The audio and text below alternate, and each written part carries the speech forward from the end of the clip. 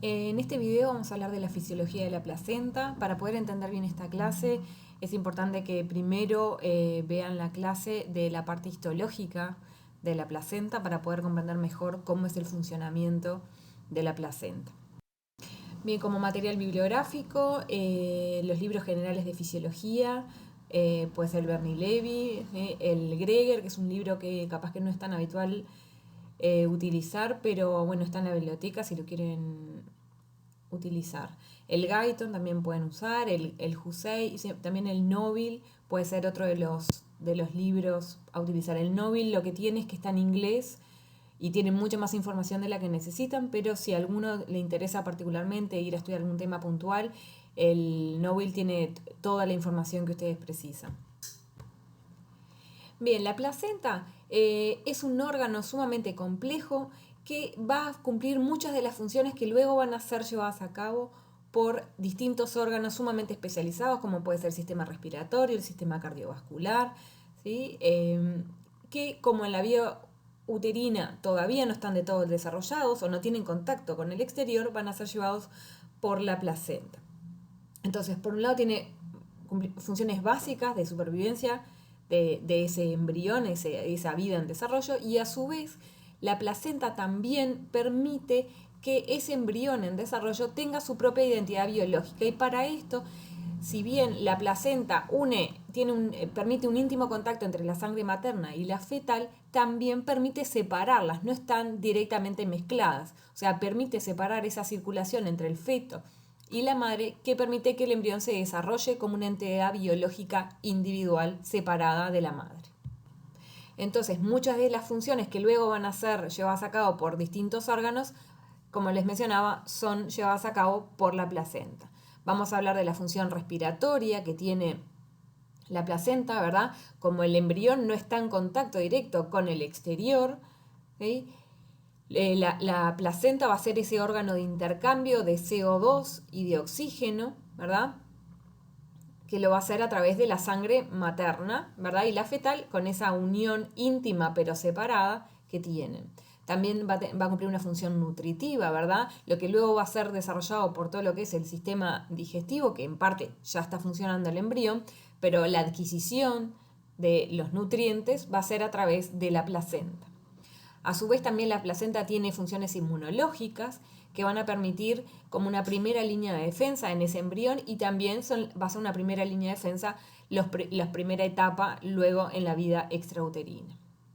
A su vez, el embrión no puede excretar directamente hacia el exterior distintas sustancias de procesos metabólicos, como puede ser el CO2, que también van a ser llevados a cabo por la placenta. ¿Sí? Y luego también vamos a hablar de la función endocrina, que cumple un rol fundamental la placenta, tanto para la madre como para el embrión.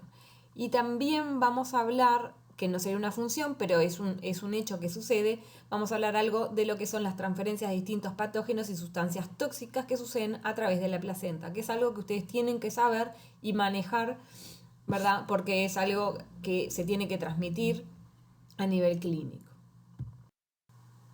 Entonces vamos a hablar de algunas características, primero algunas histológicas, muy general, esto lo tienen que ver bien en histología, ¿sí? Y luego algunas características de lo que es el intercambio. Entonces en este esquema tendrían como un corte, ¿verdad?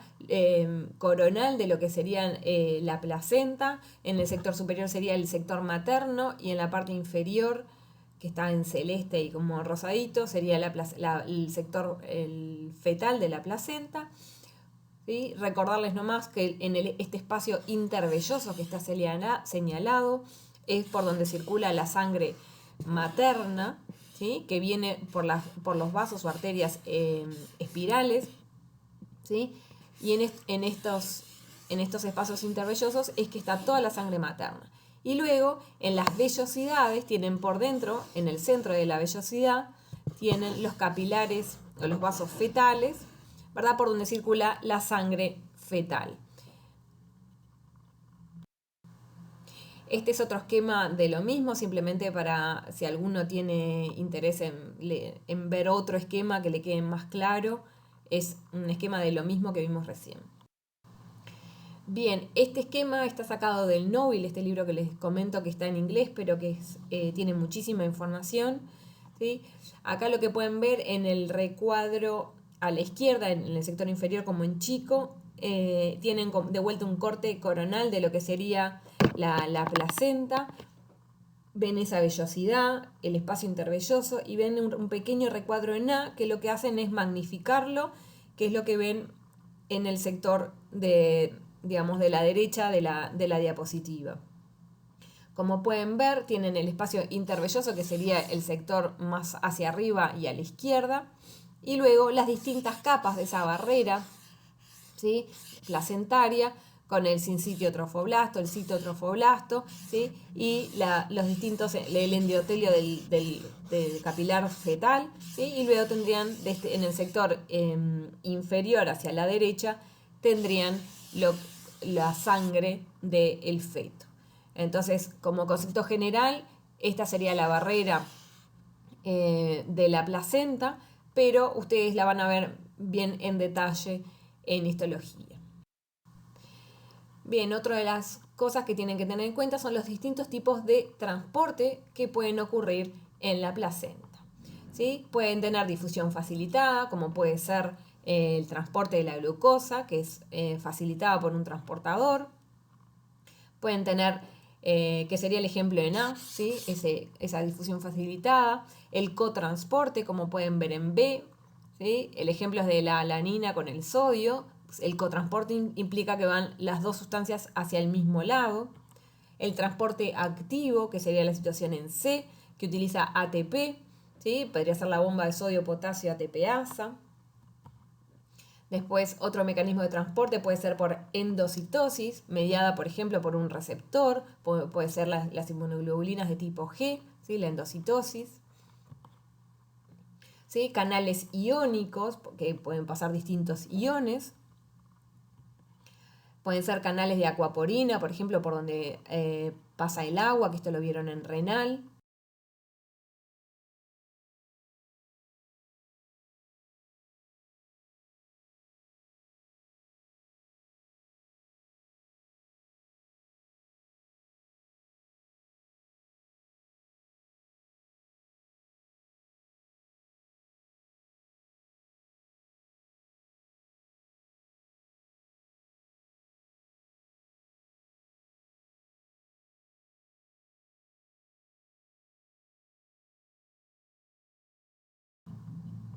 Y otra de las posibilidades es directamente atravesar la membrana, ¿verdad?, esa bicapa lipídica, ¿sí?, por difusión directamente sin canales ni transportadores, ¿sí? Pueden ser gases, ya sean gases respiratorios, o puede ser algún anestésico que esté en la madre.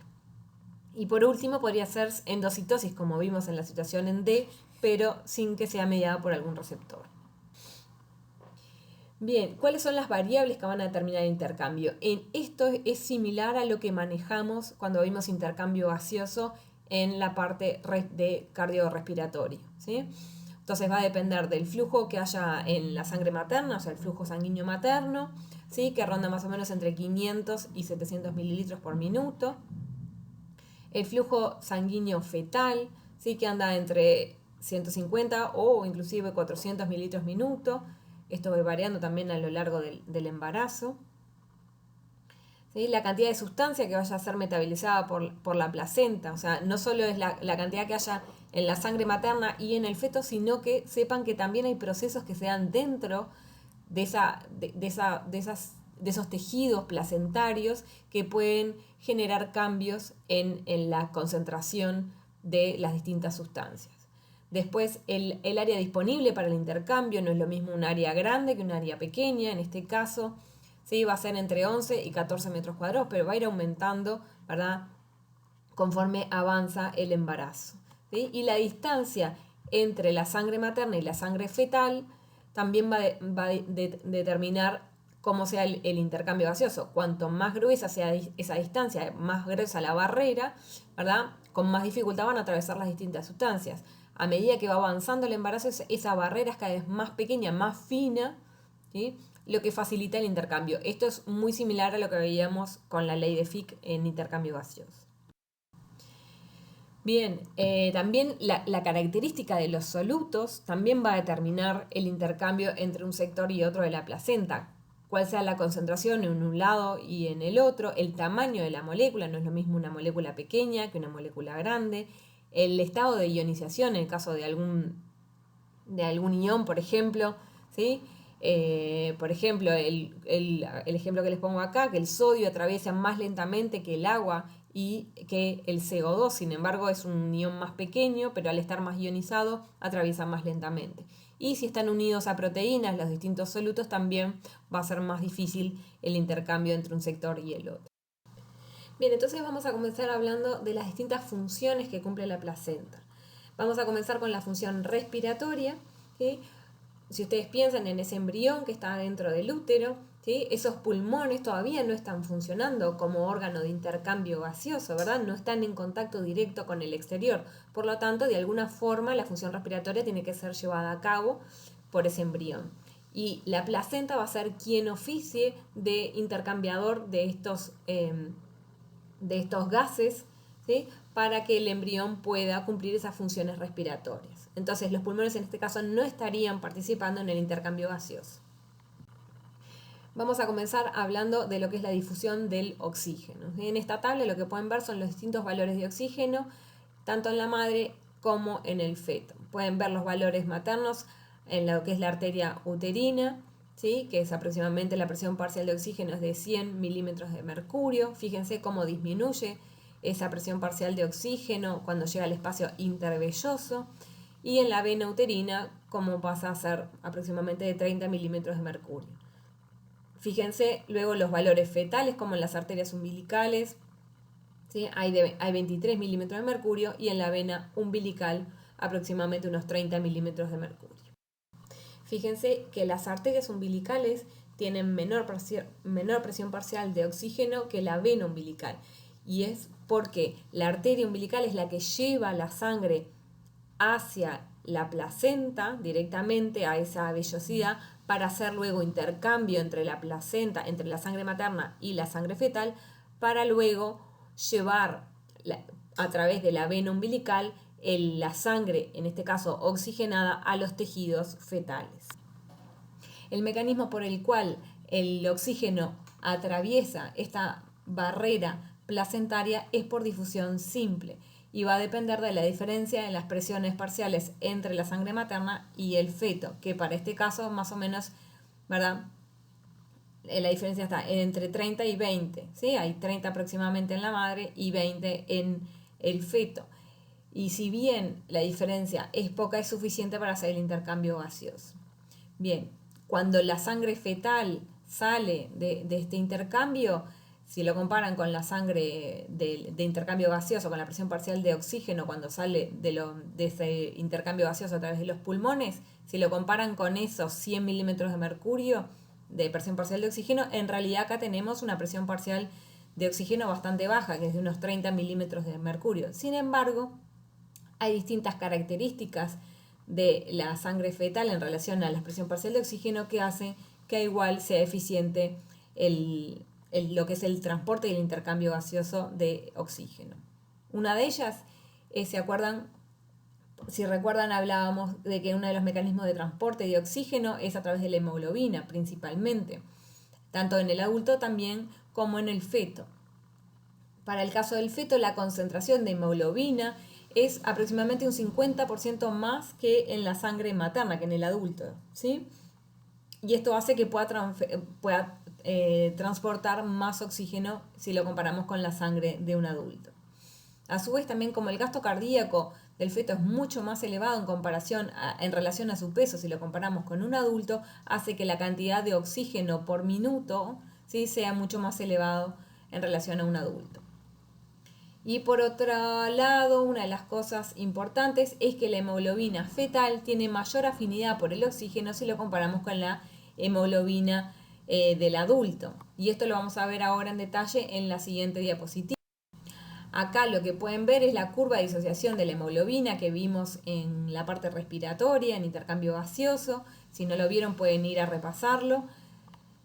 ¿Sí? Acá tienen en el eje de las ordenadas la saturación de la hemoglobina con el oxígeno, ¿sí? En función, ¿verdad?, de las distintas presiones parciales. Como pueden ver, ¿sí?, en la curva que está graficada en celeste sería la hemoglobina fetal y en verde sería la hemoglobina del adulto, ¿sí? La HbA es de adulto y F del feto. Como pueden ver, esta curva de la hemoglobina fetal está corrida hacia la izquierda en comparación con la hemoglobina del adulto, y eso significa que tiene más afinidad la hemoglobina por el oxígeno, es decir, que para una misma presión parcial de oxígeno vamos a tener más hemoglobina saturado con oxígeno para el caso del feto en comparación con la del adulto. Para lo que es la difusión del dióxido de carbono, sí, sepan que sigue las mismas reglas muy similares a lo que veíamos en intercambio gaseoso en el adulto, ¿sí? Recuerden que es el producto final del CO2 del metabolismo oxidativo de las células, y que la única forma que tiene el del CO2 de ser eliminado es a través de la placenta. Recuerden que esos pulmones todavía no están en funcionamiento porque no están en contacto con el exterior. Bien, si comparan las presiones parciales entre la sangre materna y la fetal, la diferencia entre un sector y el otro es entre 2 y 3 milímetros de mercurio. Sin embargo, esta diferencia de presión es lo suficientemente adecuada como para hacer un buen intercambio gaseoso entre la sangre materna y la sangre fetal. Para lo que es el feto, la presión parcial de CO2 ronda entre los 45 o 48 milímetros de mercurio, y la presión parcial de CO2 en la sangre materna ronda en unos 43 milímetros de mercurio. ¿De qué forma se puede eliminar? De la misma forma que veíamos para lo que es el intercambio gaseoso en el adulto, como gas disuelto por difusión simple, y también se ha visto que existe un tipo de transporte unido al ion bicarbonato, que también podría llegar a ser eliminado, ¿verdad?, a través de la placenta por transportadores, unido a ion bicarbonato. Bien, y ahora vamos a hablar de lo que es la función nutritiva, cómo es que ese embrión, ¿verdad?, se nutre a través de la placenta. En el caso del feto, la capacidad de la gluconeogénesis es extremadamente baja, por lo cual la principal fuente de nutrientes es a través de la madre. Vamos a comenzar hablando de la glucosa. Entonces, los carbohidratos son los principales sustratos metabólicos que utiliza el feto como fuente energética, ¿sí? Y debido a que la gluconeogénesis, como les comentaba, en el feto, en la primera etapa del embarazo, es extremadamente baja, la difusión que se dé a través de la placenta es fundamental para la nutrición de esta vida en crecimiento.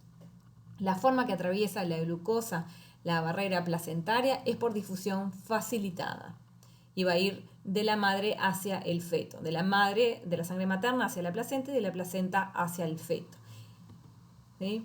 Entonces, los transportadores de glucosa son los de tipo GLUT, que ya los vieron seguramente en otras clases, a diferencia de lo que en general se habla de los GLUT de tipo 4, que hay en gran parte de las células de la periferia del organismo en el adulto. En este caso estamos hablando de los GLUT de tipo 1 y de tipo 3, que no son tan sensibles a la insulina como el de tipo 4. Bien, una cosa a tener en cuenta es que la concentración de glucosa en el feto es mucho más baja que en la de la madre. Y en parte se debe a que cuando se hace esta transferencia, ¿verdad?, que es en definitiva en dos pasos de la sangre materna hacia la placenta, en sí a todo lo del citotrofoblasto, en su citotrofoblasto, ¿sí?, y luego hacia la sangre fetal, una buena parte de esa glucosa, aproximadamente un 40%, es metabolizada directamente por la placenta, ¿sí? O sea que la placenta en sí consume glucosa. Entonces cuando llega esa glucosa al feto, llega en menor cantidad. Bien, un detalle a tener en cuenta, esto lo van a ver en la clase de embarazo con más detalle, pero la sensibilidad de la madre a la insulina va a ir disminuyendo en determinadas etapas del embarazo, lo que hace que no se incorpore tanta glucosa a las células de la madre, sino que aumente la glucosa en sangre, ¿verdad?, por esta disminución en la sensibilidad a la insulina, y así quede la glucosa disponible para ser transferida al feto. O sea, hay un cambio, ¿verdad?, en el metabolismo de la madre, que deja de utilizar tanta glucosa y pasa a utilizar otros sustratos metabólicos. Bien, los GLUT de tipo 1 y de tipo 3, en el caso de los placentarios, van a ser regulados por distintas hormonas, como puede ser la concentración de estrógenos, de progesterona, de distintos glucocorticoides o de la hormona de crecimiento. En cuanto a los aminoácidos, recuerden que son esenciales para la síntesis proteica y también el feto los usa como sustrato metabólico. Algo interesante es la concentración de aminoácidos en el feto, es aproximadamente el doble que la concentración de aminoácidos en la sangre materna. Y de hecho es inclusive más concentrado en el sincicio trofoblasto en comparación con la sangre fetal. Entonces, si pensamos cómo son las concentraciones en los distintos sectores y que los aminoácidos tienen que ir hacia el feto, ¿verdad? Este transporte, esta transferencia tiene que ser activa, ¿verdad? Entonces, se cree que hay un cotransporte de aminoácidos y sodio desde la sangre materna hacia la placenta, hacia el sincitio trofoblasto, y de la placenta hacia el feto se cree que podría ser por mecanismos pasivos. Y también se ha visto que hay un contratransporte, o sea, hacia un lado y hacia el otro, aminoácidos no esenciales se intercambian por aminoácidos esenciales. Y otra cosa a tener en cuenta es que la permeabilidad a las proteínas es sumamente escasa, por eso la importancia del transporte de aminoácidos tanto para la síntesis como para toda la parte metabólica. Bueno, en cuanto a los lípidos, vamos a hablar de los ácidos grasos libres, de los ácidos grasos en general y del colesterol. Recuerden que los ácidos grasos son importantes para todo lo que es la formación de membranas lipídicas, para la formación de mielina. Recuerden la mielina en todo lo que es el sistema nervioso, ¿verdad? En los axones. Bien, en cuanto a los ácidos grasos, están mucho más concentrados en la sangre materna que en la sangre fetal. Y no solo están más concentrados en la madre, sino que también la mayoría están unidos a proteínas, por lo cual el transporte es hacia la placenta y hacia el feto son más difíciles. Lo que se ha visto es que estos ácidos grasos tienen varios transportadores por los cuales atraviesan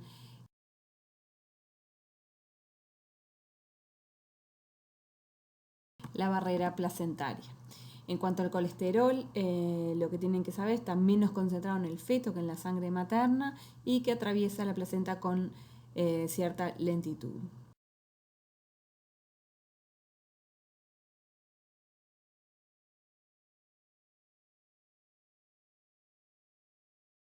Y los esteroides atraviesan con facilidad tanto hacia la madre como hacia el feto.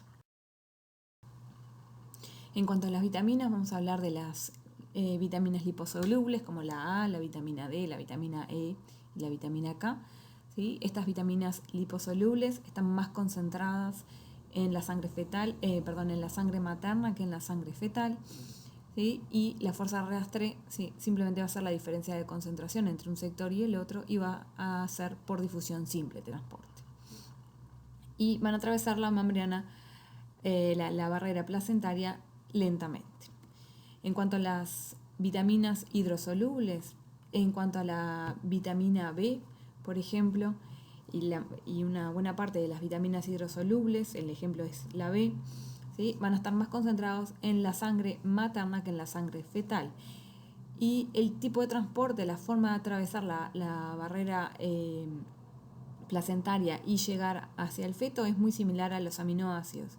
Se cree que hay un transporte activo desde la madre hacia el trofoblasto y luego se acumula en ese trofoblasto y del trofoblasto a la sangre fetal se realiza un transporte por difusión pasiva. Sepan que la vitamina C también es un transporte activo, pero no vamos a ver exactamente cómo es el transporte, es bastante más complejo, pero sepan que consume energía. Bueno, en cuanto a los iones, vamos a ver algunos. Tanto el sodio como el cloro se dan por transporte pasivo, ¿sí? por vía paracelular o transcelular. ¿Sí? Luego el potasio y el calcio están más concentrados en la sangre fetal que en la sangre materna, por lo cual el transporte tiene que ser activo para llegar hacia el feto, ¿sí? Y el hierro es un ejemplo donde el transporte es por endocitosis. La permeabilidad al agua en la barrera placentaria es alta, ¿sí? Atraviesan con cierta facilidad todo lo que es esta membrana, estas distintas capas de la placenta, ¿sí? Por lo cual el intercambio de agua a través de la misma va a estar limitado por la perfusión. Va a haber distintas vías por las cuales el agua atraviesa la barrera placentaria. Puede ser por vía paracelular, por vía transcelular, ¿sí? Y también por canales, por los canales de tipo acuaporina. Se ha visto que hay canales de acuaporina de tipo 3, de tipo 8 y de tipo 9. A través de estos canales de acuaporina no solo puede atravesar agua, sino también puede haber arrastre de iones, ¿sí? Y a pesar de haber una alta permeabilidad al agua, es importante que sepan que en realidad el flujo neto de agua es bajo a través de la membrana de la barrera placentaria, ¿sí? Porque la mayoría del agua que necesita el feto es producida por su propio metabolismo oxidativo. La función inmunológica de la placenta es esencial para que ese feto en crecimiento con una carga genética distinta de la madre, ¿verdad? Debido al componente paterno, crezca dentro de la madre, ¿sí? Y a su vez también todo lo que es el traspaso de inmunoglobulinas para la protección frente a agentes infecciosos.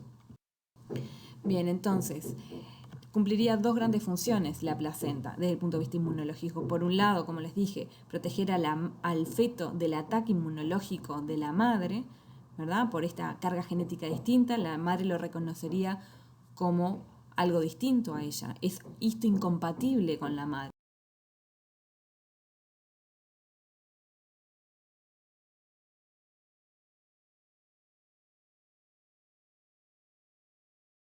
La conformación de la placenta hace que la circulación fetal y la materna tengan una íntima relación, pero no hay un contacto real, ¿verdad? Hay distintas membranas que los separan uno del otro y es lo que hace que el feto esté protegido de este ataque inmunológico de la madre. Y por otro lado, hay lo que son toda la transferencia de distintas inmunoglobulinas que van a permitir, ¿verdad? La primera protección y la primera línea de defensa de protección frente a agentes infecciosos en las etapas tempranas luego del parto. En cuanto a las inmunoglobulinas, la única inmunoglobulina que atraviesa con facilidad la placenta es la inmunoglobulina de tipo G, que va a atravesar por endocitosis mediada por receptor desde la sangre materna hacia el sincitio trofoblasto y del sincitio trofoblasto hacia la sangre fetal va a ser por vía transcelular. Bien, todas las otras inmunoglobulinas, la de tipo A, M, D, E, no atraviesan la placenta o en pequeñas cantidades que son despreciables. En cuanto a la función excretora que cumple la placenta, recuerden que el feto no tiene contacto directo con el exterior, claramente, por lo cual la forma de excretar distintas sustancias va a ser a través de la madre. Una buena parte de la función excretora va a ser a través de la placenta. La mayoría de los productos de desecho van a ser eliminados principalmente a través del líquido amniótico, ¿sí? Para el caso del CO2 ya habíamos visto en la parte de la función respiratoria, ¿sí? De la placenta, habíamos visto cómo se atravesaba, ¿verdad? Desde la sangre fetal hacia la sangre materna. Bien, entonces para los productos de desecho que sí se van a excretar, a desechar a través de la placenta, su gran mayoría simplemente atraviesan por gradiente de concentración, van a ir de donde están más concentrados a donde está menos concentrado. En este caso, tanto para la urea como el ácido úrico y la creatinina, con distintas coeficientes de difusibilidad a través de esta membrana, de esta barrera placentaria, ¿sí? Todos estos componentes están más concentrados en mayor o menor medida en la sangre fetal en comparación con la sangre materna, entonces van a difundir del feto hacia la madre. Bien, ahora vamos a hablar de lo que es la transferencia de patógenos y sustancias tóxicas a través de la placenta. Si bien no es una función, sí es una capacidad que tiene la placenta y es algo importante a tener en cuenta a la hora de entender el funcionamiento y las posibilidades que tiene este órgano. Bien, distintas sustancias tóxicas como patógenos que pueden ser virus, ¿verdad? Algunas bacterias, pueden atravesar la membrana, ¿sí? Y romperla, esta barrera placentaria y alterar ya sea el desarrollo del embrión o inclusive, ¿verdad? Llegar a producir un aborto. ¿verdad? Distintos virus, la mayoría de los virus pueden atravesar la placenta, ¿sí? Pueden ser el virus que genera la toxoplasmosis, la listeriosis, la rubiola, ¿sí? El HIV, la hepatitis, también el virus del citomegalovirus, ¿sí? Todos estos pueden atravesar con gran facilidad la placenta.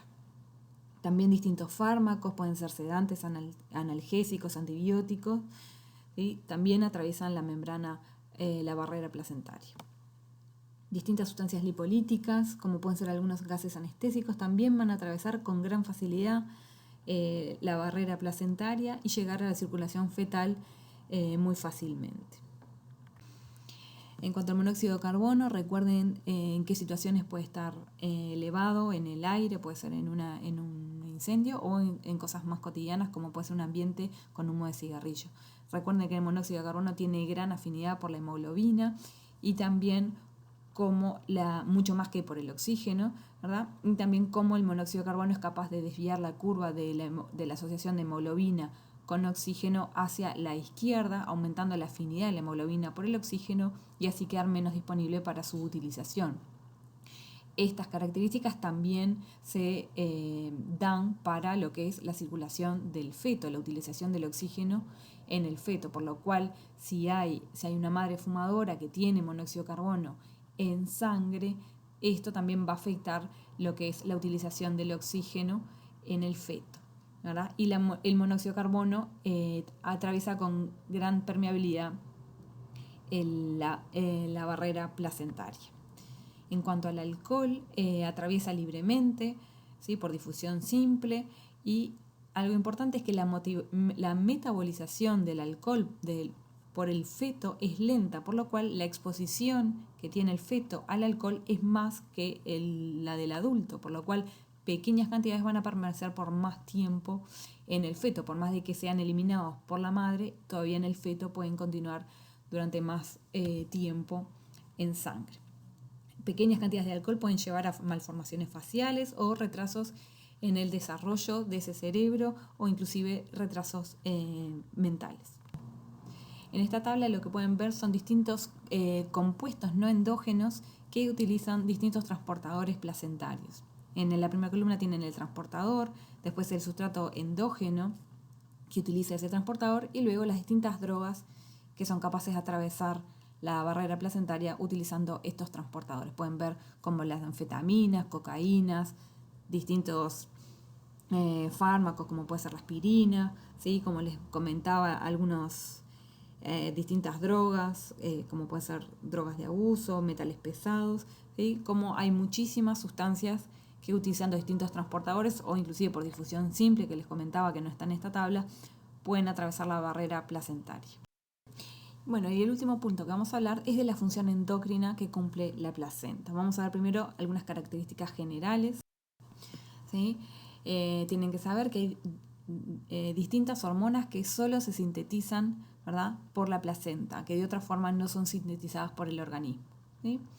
Y las distintas hormonas, ya sean las que son exclusivas de la placenta o las otras, ¿sí?, que son una gran cantidad de hormonas, pueden ingresar tanto a la circulación materna como a la fetal y van a permitir este diálogo, ¿sí?, este equilibrio que hay entre la madre y el feto, ¿sí? Y muchas de estas hormonas van a estar mucho más concentradas en la sangre materna en comparación con la sangre de un adulto que no está embarazado, ¿sí?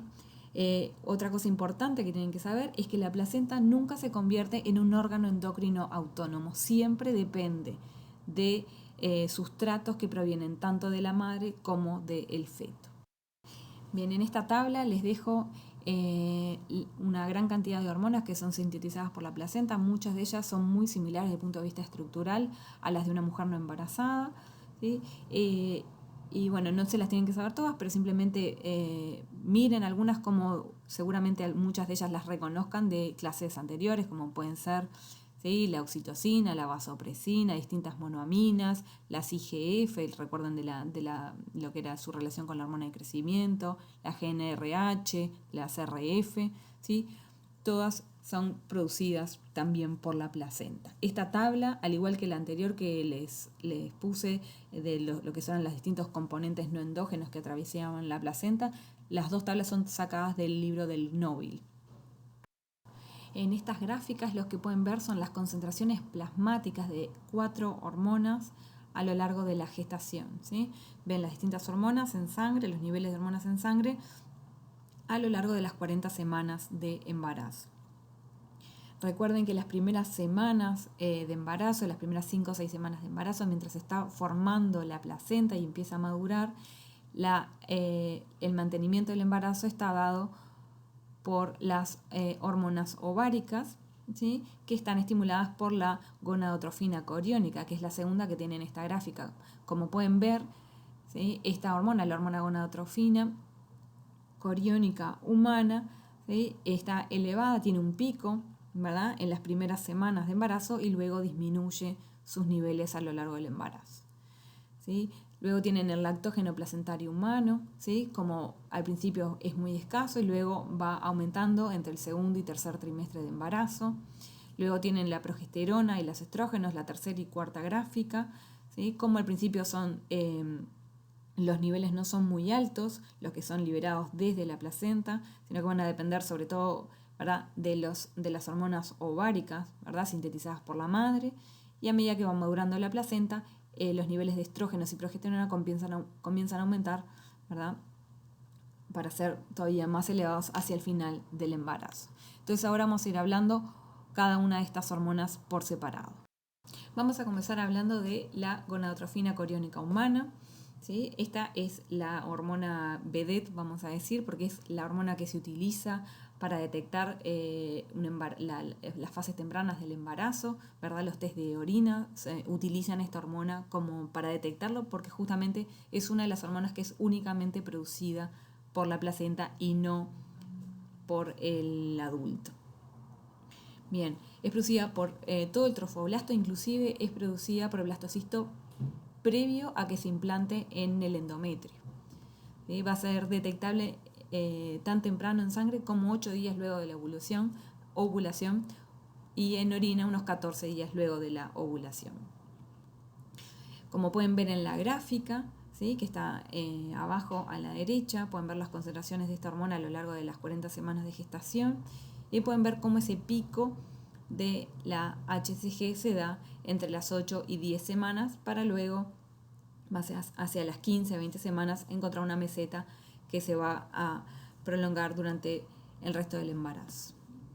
Bien, los niveles de estas hormonas en sangre de la madre pueden indicar distintas alteraciones, puede ser un embarazo ectópico, o sea, fuera del sitio que corresponde en el endometrio, o por ejemplo niveles muy elevados de esta hormona, del HCG, pueden indicar un tumor trofoblástico, o sea, un embarazo que no tenga embrión, ¿sí?, o un embrión con síndrome de Down.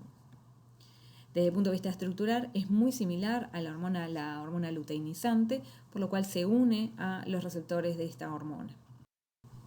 Bien, ¿qué acciones tiene la beta-HCG? Bueno, desde el punto de vista del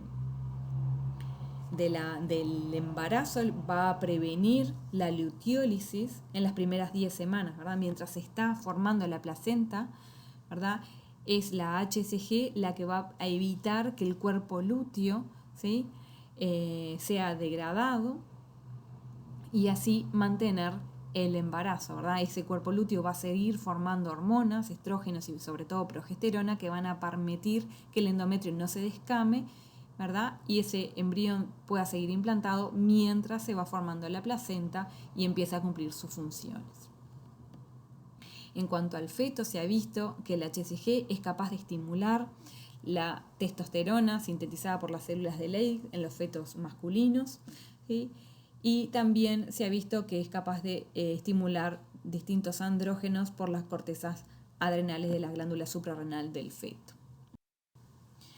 Bien, ahora vamos a seguir con lactógeno placentario humano. Otro de los nombres es somatomamotrofina coriónica humana.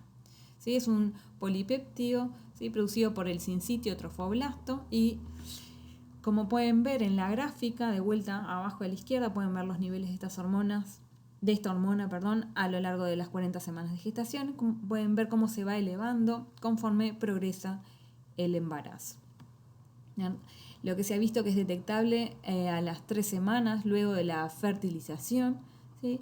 Y se ha visto que la cantidad, o sea, la concentración de esta hormona está relacionada con el tamaño de la placenta. Desde el punto de vista estructural es similar a la prolactina y a la hormona de crecimiento. ¿Cuáles son las acciones del lactógeno placentario humano? Se ha visto que antagoniza los efectos de la insulina, ¿sí? Y se ha visto que en parte es la causante de la diabetogénesis que a veces ocurre durante el embarazo, ¿verdad? O sea, va a ir en contra de los efectos de la insulina. O sea, si la insulina tiende a aumentar la captación de glucosa por las células, el lactógeno placentario humano va a tender a aumentar, ¿verdad?, la glucosa en sangre. Bien, va a inhibir entonces la captación y el uso de la glucosa por la madre, y así de esta forma, ¿verdad?, queda más disponible la glucosa para ser utilizada por el feto. Recuerden que la glucosa y los carbohidratos en general son el principal sustrato metabólico del feto. A su vez también esta hormona es capaz de aumentar lo que son los ácidos grasos libres en sangre en la madre a partir de depósitos maternos, y en definitiva estos ácidos grasos nos permiten, ¿verdad?, que sea la fuente alternativa para la madre, dado que la utilización de glucosa está destinada sobre todo al feto.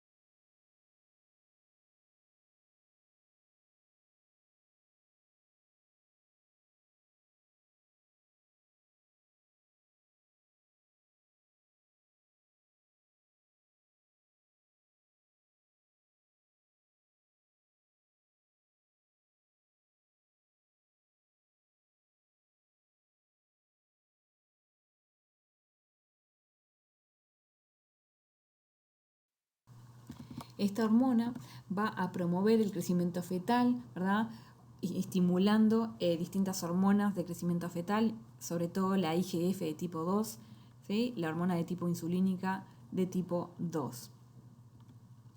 Bien, en la madre va a promover el crecimiento y el desarrollo de la glándula mamaria. Y hay quienes dicen que esta hormona no sería esencial para el embarazo, es decir, si por alguna causa no se produjera, el embarazo podría continuar. En cuanto a los progestágenos, el principal es la progesterona, ¿sí? Como pueden ver, los niveles de progesterona en sangre materna a lo largo de las 4 semanas del embarazo, ven cómo comienza a aumentar sus niveles luego de la semana 10, ¿sí?, porque las primeras semanas de gestación, las primeras 7-8 semanas, la progesterona, su principal fuente de síntesis van a ser los ovarios de la madre, ¿verdad?, por ese cuerpo lúteo. Y luego de la 8ª semana de gestación hay un desplazamiento lúteo-placentario, que se llama, es decir, pasa de ser sintetizada por el cuerpo lúteo hacia la placenta. La síntesis de progestágeno se va a dar a partir del colesterol materno, a partir del LDL de la madre, ¿sí? En este esquema pueden ver, ¿sí?, en el sector de la izquierda sería lo que sucede en la madre, en el medio en celeste lo que sucede en la placenta, y hacia la derecha lo que sucede en el feto.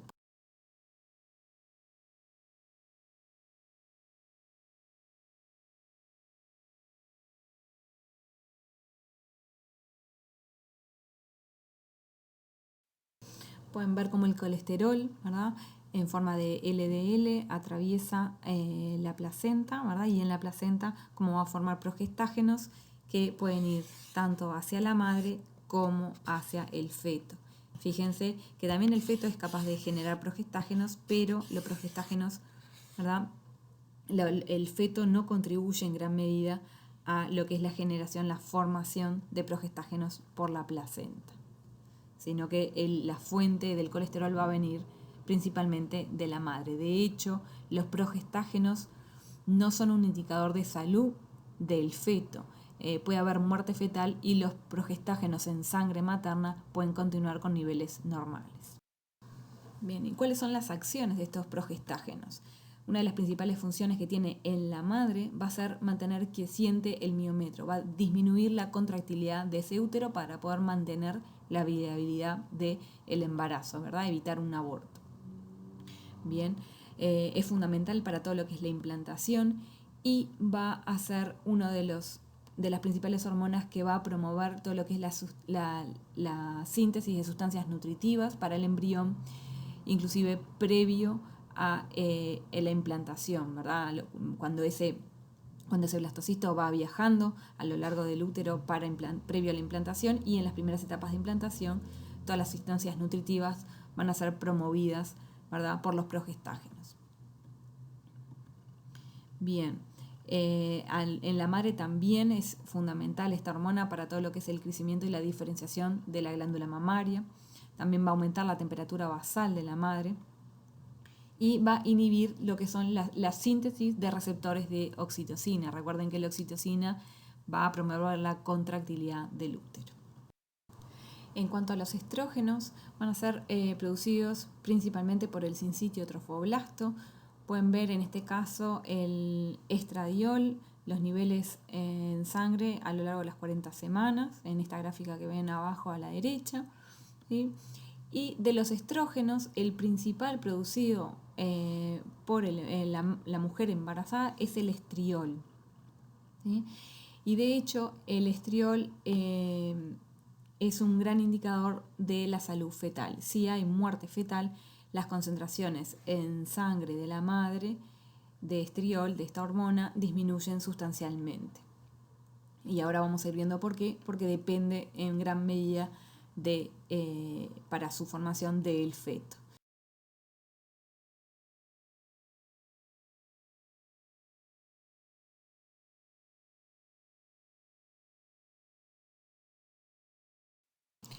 Bien, este esquema es el mismo que veíamos para los progestágenos, simplemente está más ampliada la figura, la pueden ver entera, y en el sector inferior pueden ver todo lo que es la formación de los estrógenos. Nos vamos a centrar en lo que es el estriol. Como pueden ver, si nos centramos en el sector de la derecha del esquema, pueden ver cómo el feto, ¿sí?, va a sintetizar en su corteza adrenal el esteroides androgénicos, ¿sí?, particularmente la dehidroepiandrosterona, el sulfato de dehidroepiandrosterona, que va a ser metabolizado por el hígado, y luego que es metabolizado por el hígado, va a ser enviado hacia la placenta, ¿sí?, donde en la placenta, a través de la enzima la aromatasa, va a ser transformado en estriol, y luego como estriol puede ser enviado, ¿verdad?, o difundido hacia la madre. Como pueden ver, también hay otras formas de sintetizar estrógenos por la placenta, ¿verdad?, también a partir de dehidroepiandrosterona, que puede provenir también del feto principalmente, pero podría venir también algo de la madre, ¿verdad?, y transformarse en otros estrógenos como el estradiol. Pero recuerden que el estriol es el principal estrógeno durante el embarazo. Por último, vamos a ver algunas de las acciones de los estrógenos. Bien, aumentan el flujo sanguíneo útero-placentario, va a estimular la expresión de receptores de LDL en el sincitio trofoblasto y va a promover la síntesis de distintos componentes que tienen alguna relación con el parto, por ejemplo, la síntesis de prostaglandinas o la síntesis de receptores de oxitocina. Si piensan en cómo va evolucionando los niveles de estrógenos a lo largo del embarazo, ¿sí?, ¿verdad?, que al final van aumentando, es importante también que promueva, por ejemplo, los receptores de oxitocina, que van a estar teniendo un rol fundamental en luego de iniciado el parto. También va a aumentar lo que es la masa del miometrio, ¿sí? Va a estar promovida por los niveles de estrógenos, va a estimular el desarrollo de las mamas y también está involucrado en aumentar la laxitud de distintos ligamentos pélvicos, ¿sí? Haciendo más flexibles, por ejemplo, las articulaciones sacroilíacas, y esto es una función fundamental para facilitar el parto.